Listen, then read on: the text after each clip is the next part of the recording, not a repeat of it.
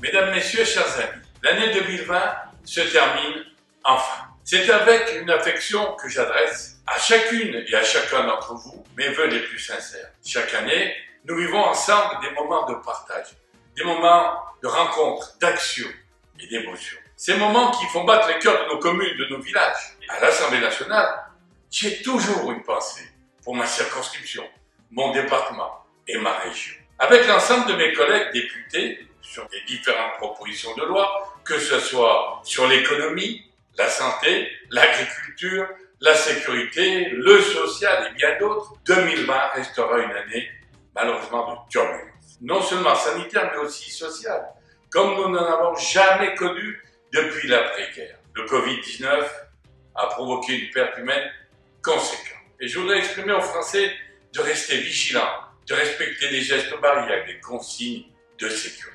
À cette occasion, je souhaite saluer l'ensemble des personnels de santé qui travaillent dans des conditions difficiles. Ils méritent qu'on leur propose des perspectives réelles avec des moyens humains et matériels. Ce personnel de santé doit être entendu, il doit être écouté et accompagné. Comment peut-on s'assurer que nos hôpitaux et nos EHPAD disposent d'un taux de personnel minimum pour être au plus près de nos patients? Le personnel est indispensable à nos conditions de vie, mais reste hélas les grands oubliés. Le Covid-19 a également entraîné une crise économique profonde pour nos entreprises, nos commerçants, nos artisans. Les perspectives d'avenir seront lourdes de conséquences, à savoir des dépôts de bilan, des licenciements et perte de pouvoir d'achat. À cet effet, j'ai sollicité le ministre de l'Économie afin que nous puissions non pas ajourner, mais exonérer nos entreprises de charges fiscales et sociales, pour leur redonner d'abord une bouffée d'oxygène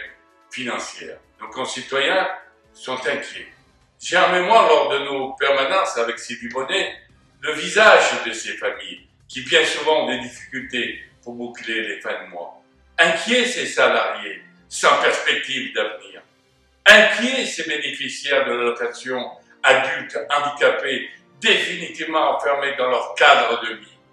Inquiets ces retraités que nous croisons sur nos territoires. Dans cette période, nous défendrons toujours les Français qui veulent vivre dignement du fruit de leur travail. Bien sûr, afin d'assurer un avenir meilleur pour nos enfants et nos petits-enfants. Et nous souhaitons surtout rendre un hommage à nos soldats en opération extérieure, nos forces de police, nos pompiers, nos gendarmes, qui dans ces instants difficiles sont les garants de notre République.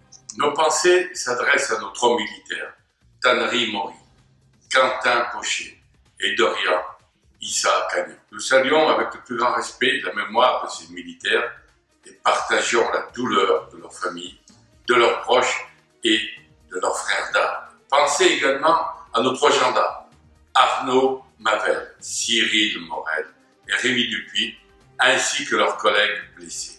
Nous saluons là aussi avec le plus grand respect leur mémoire et partageons la douleur de leurs familles, de leurs proches et de leurs frères d'armes. Les violences commises au mépris des règles de droit, nous les condamnons. Ces voyous qui cassent, qui agressent, qui distillent sur des tracts leurs discours antisémites ou racistes. Enfin, je souhaite de tout cœur que 2021 soit pour chacun d'entre vous et pour tous ceux qui vous sont chers, une année de bonheur et de réussite. Sylvie Bonnet et l'ensemble de mon équipe se joignent à moi pour vous souhaiter une très belle année 2021.